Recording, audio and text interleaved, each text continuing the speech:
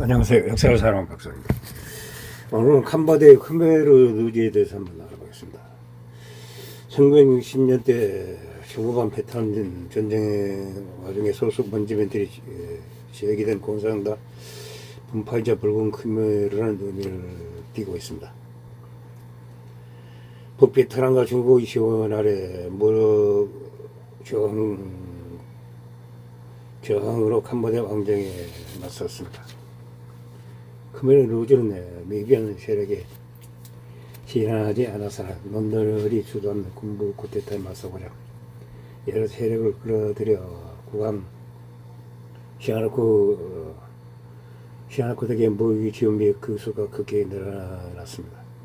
게다가 베트남 전쟁 당시 북베트남이 베트콩을 지원하는 물자 운송로인 호치민트가 라오스 캄보디아를 지났기 때문에 미군이 캄보디아에 마구잡이로 폭격을 하면서 국경에서에 맞는 사상자를 냈습니다. 국경에 살던 많은 소수 원주민들이 못나야 khmer 누주에 들어오면서 갈수록 세력이 가져갔습니다.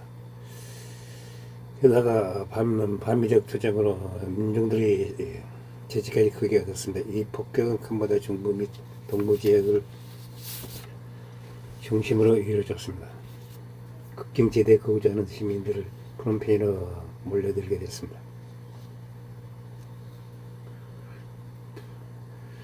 노늘은 쿠데타 당시 65만 명이었던 프놈펜 시민을 1970년 만에 100만 명 이상으로 늘어났습니다. 1975년 250만 명이 이르게 되었습니다. 노늘은 이제 부하들에게 뭔가 얘기를 하면 부하들이 항상 좋을 정도였고 반공주의를 내세운 미군이 일으킨 학살을 방지하고 군부에서도 학살 사건을 일으키며 민심 이반을 부채질하였습니다. 이 상황에서 동부지역을 중심으로 khmer 루즈의 세력이 급부상하기 시작하였습니다. 시아르코도 khmer 루즈를 지지하며 더욱 입지가 커졌습니다. 결국 1975년 4월 폴포트가 논놀 군부를 뒤엎으면서 khmer 누주 정권을 성립하였습니다. 이른바 민주 캄보디아 탄생이었습니다. 논놀은 도망갔지 미처 달아나지 못한 논놀 부하들과 가족들을 잡아다 학살하는데 그냥 내버리고 공산당을 장악하고 공무원 및 군부를 대대적으로 흑착한 다음 반외세 및 반자본주의를 기조로 기존 사회주의 국가와 다른 새로운 사회주의 국가를 판명했으며 전 국민 머릿속에 자본주의 요소를 없애 공산주의로 무조건 투사하려고 하였습니다. khmer 누주가 프놈펜을 점령할 당시 깊은 산골농민 출신의 12세 소녀들이 대부분이던 khmer 누주의 병사들 한 번도 돈을 본 적이 없었습니다. 자동차가 어떻게 생겼는지도 모르는 것 같았으며 돈에도 관심이 전혀 없어 미어 1만 달러가 돈 보따리를 열어보고는 강물에 던져버렸다고 합니다. 생선 통조림은 사진을 보고 생선을 지킨 독약으로 착각하였습니다. 이들은 말로 무프의 작업도 저장한 나머지 프놈펜에 있던 기자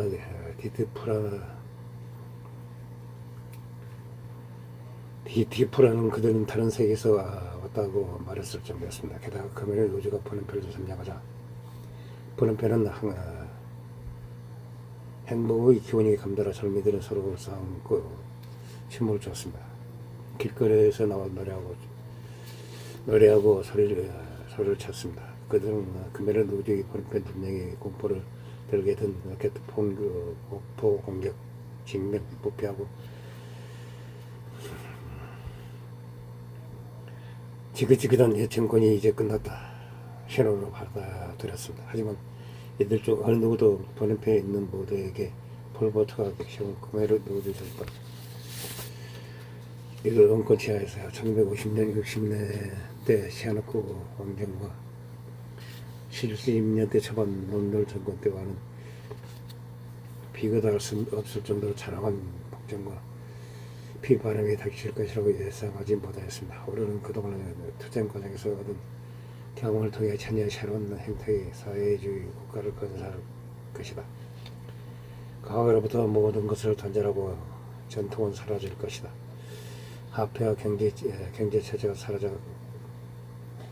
국가와 국민들의 모든 것을 돌보는 사회를 건설할 것이다. 우리는 새로운 캄보디아 건설을 위해 수도에 있던 300만의 국민을 농촌으로 분산시킬 것이다. 이제 농촌은 혁명의 전초기지가 될 것이며 인민들은 앞으로 사라지게 될 여러 도시 운명을 결정하는 주체가 될 것이다.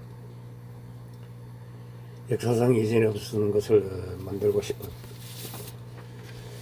싶었다고 합니다. 우리가 만들고 있는 것에 대한 모든 모델은 존재하지 않는다. 우리는 중국이나 베트남 모델을 폄하하지 않는다.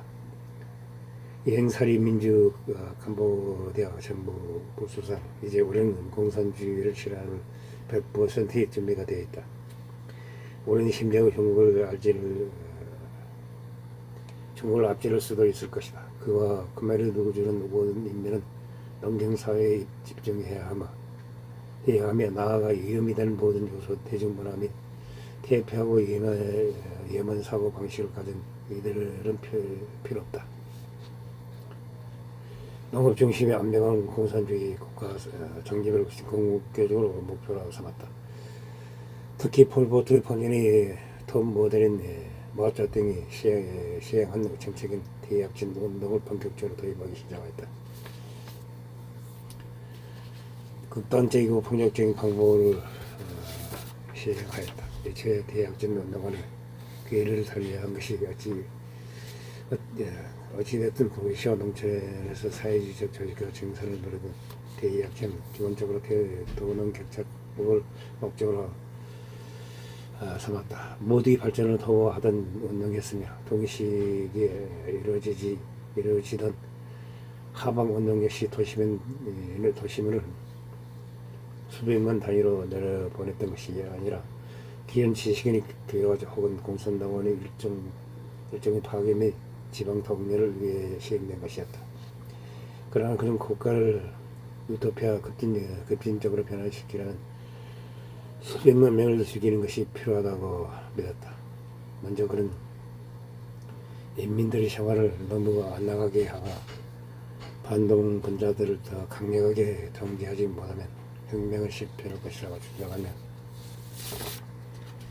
대약진 운동의 실패를 자본주의 산물인 도시로바 스노프롬펜에 폭격이 떨어진다고 거짓말로 선동해 포함한 도시 거주자 사람들을 내쳤다. 심지어 병원에 있던 총사들까지 내버린 뒤 이들이 가는 길을 군인들로 감시하여 강제로 집단 농장을 위조시켰다. 이렇게 강제로 이주당한 사람은 캄보디아 전체 인구의 30%였다. 개인의 사유재산과 시장 경제체제가 완전히 붕괴되어 이전에 있던 화폐 제도는 폐지됐으며 프놈펜 중앙은행은 폭탄으로 폭파되고 62개의 은행이 습격된 후 모든 화폐와 정물은 불태워졌다. 상점 운영도 공개됐다. 모든 물건은 물밀교환과 비계급으로 완전 원시적인 경제구조로 돌아갔다. 내국과 무역은 전부 소멸됐고 국가의 모든 영토는 국가 집단농장이 소유하게 됐다.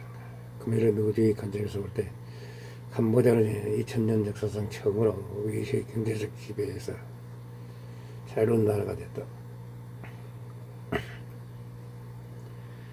khmer 노조는 시간이 지나면서 아예 물건 교환조차 금지시켜 캄보디아 국민들이 가질 수 있던 사유재산은 숟가락과 그릇 하나가 전부였다. 이렇게 캄보디아의 모든 국민들이 완전히 평등하게 가난해지면서 당시 캄보디아의 진익에서는 0.15라는 이런 상황은 가능한 수치가 나오게 됐다. 한마디로 후간 정치, 범 소용소, 혁명 그에게 전 국민을 가둬버린 격이었다. 폴포트는 전기를 쓴 필립 쇼트의 말처럼 캄보디아에는 현대 최초의 노예 제국가가 열렸다. 크미노들전은 이제 2000 역사의 종집을 짓고 앙코르 왕국보다 더 멋진 미래를 살게 한다는 명분으로 2000년 역사 동안 캄보디아에 전해진 모든 것을 부인하였다. 이를 위해 캄보디아의 제2인 4월 중순을 맞아 1975년 4월 모든 것이 무에서 시작된 것으로 삼았다. 이전 사회에 대한 기록된 기록이 없음을 확인하기 위해 책들을 대량으로 불태워버렸다. 거기다가 금요일에 노조는 집단주의적 기사 방식으로 국민들에게 지휘하기 위해 새로운 단어를 만들었다. 일상에서 새로운 단어를 바꿨다.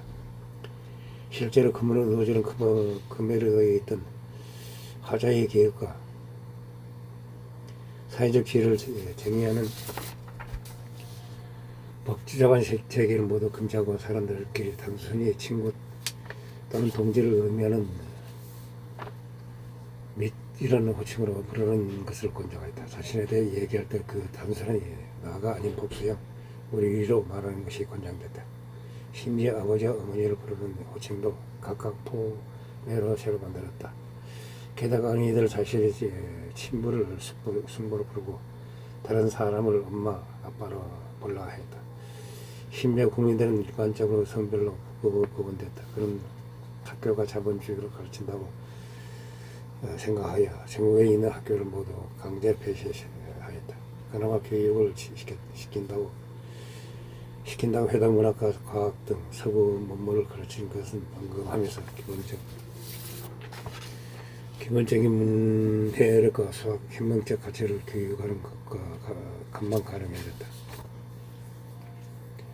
물론 혁명적 가치 교육보다 중요한 것은 당시 캄보디아에서는 없었는데, 당시 캄보디아의 악명높은 교도소에는 7세 이상을 세는 7일 이상을 세는 방법조차 모르던 16세 정도의 청소년 교도관까지 있었을 정도였다.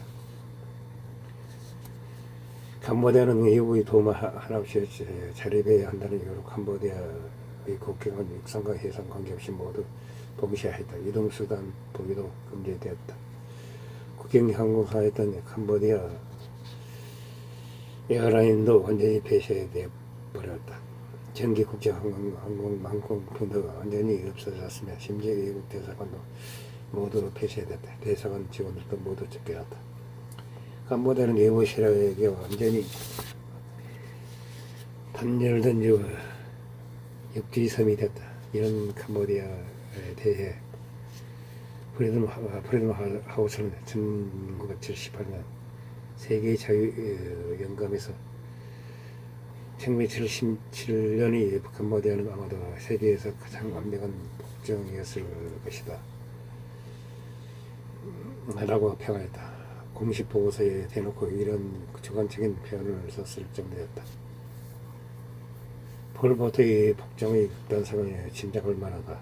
그는 1970년 5월 13일 민족 캄보디아의 전 부총리의 정식으로 오르게 됐다. 사실 이전까지 민족 캄보디아의 전부 총리는 시아누크 시절에 여러 번 총리를 역임한 벤루시였으나 실권을 전무하여 실권이 없었다. 물론 이 시기에 캄보디아의 공식적인 국가 원수로 알려진 시아누크도 명목상 국가 원수에 불과했다. 금연은 노조 고위 수사문 가족들 전문성이 전혀 없는 여직의 안치기까지 하였다. 대표적으로 국방장관 손세의 부인 윤여선 교육부 장관과 정보부 장관을 역임하였고, 폴포트의 아내 큐 판다리의 여동생이자 부총리 이행살이 분리했던 이행탈이 비리신 사이비 장군을 역임하였다. 이행사령의 딸 중 하나는 중학교도 들어가지 못하였다.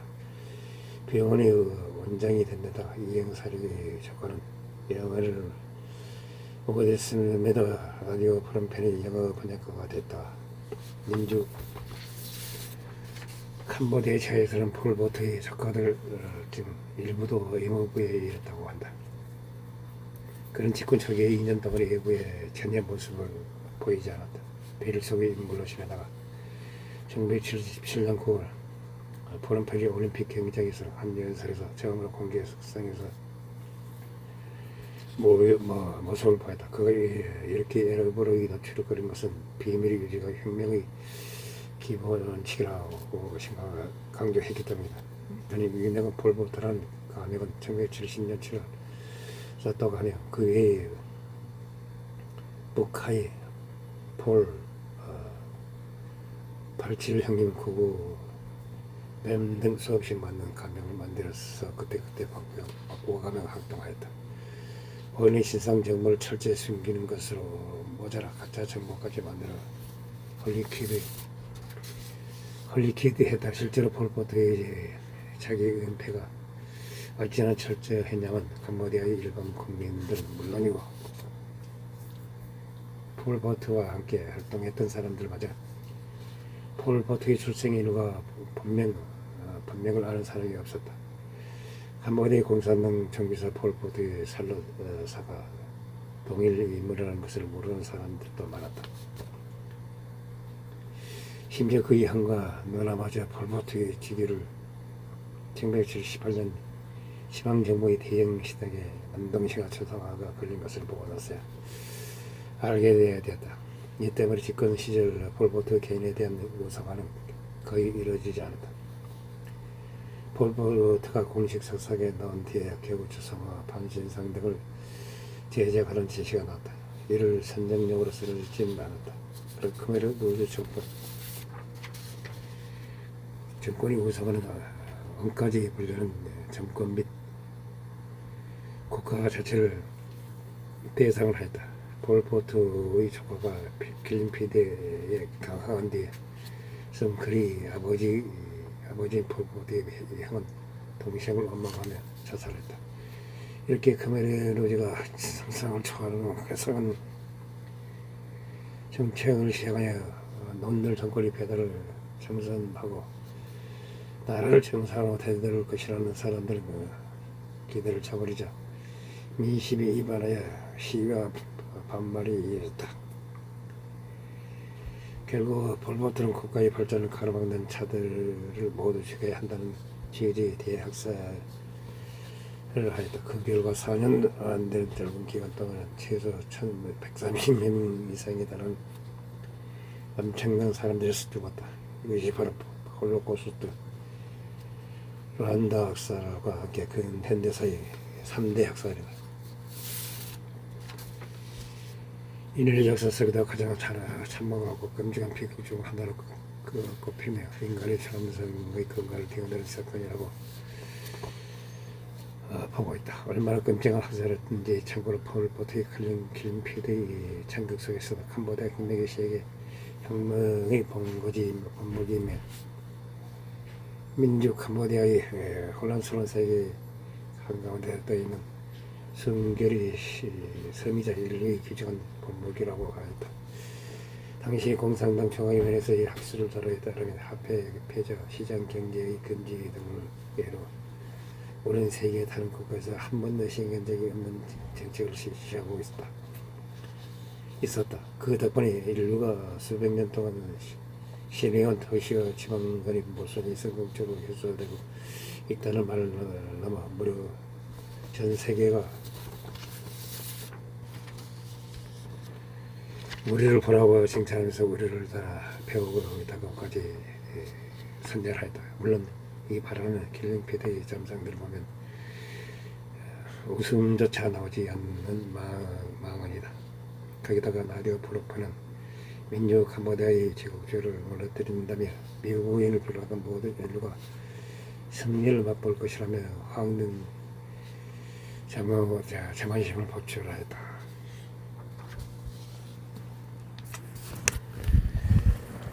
이상 khmer 의주의 폴포트 정권의 학살 과정을 알아봤습니다. 항시 부족함을 느낍니다. 양해 부탁드립니다. 감사합니다.